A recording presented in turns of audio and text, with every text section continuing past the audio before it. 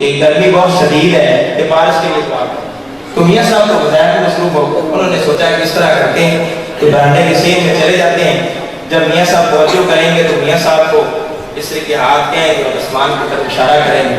جب میاں صاحب نے توجہ کی تو سارے نمازیوں نے اس طرح کے اشارہ کیا، منہ سے نہ بولے، نہیں آسمان کی طرف اشارہ کیا کہ بارش کی دعا کریں۔ میاں صاحب مصروف ہو گئے بظاہر۔ اسی طریقے 2 یا 3 بار ہوا تو قربان جب میاں صاحب مسکرائے اور مسکرا کر اللہ تعالیٰ کی بارگاہ میں توجہ کی، چل ہن پال بس اتنا کہنا تھا تو بارش شروع ہو گئی۔ تو پتا چلا کہ جو محبوب کا ہو جاتا ہے خدا اسے اپنا محبوب بنا لیتا ہے۔ حضور نبی کریم صلی اللہ علیہ وسلم کی جو محبت ہے یہ اللہ تعالیٰ کی محبوبیت کا ذریعہ ہے۔ جو بندہ رسول اللہ صلی اللہ علیہ وسلم کی محبت کا دعویٰ کرتا ہے وہ سرکار مدینہ صلی اللہ علیہ وسلم کی سیرت پر عمل کرتا ہے۔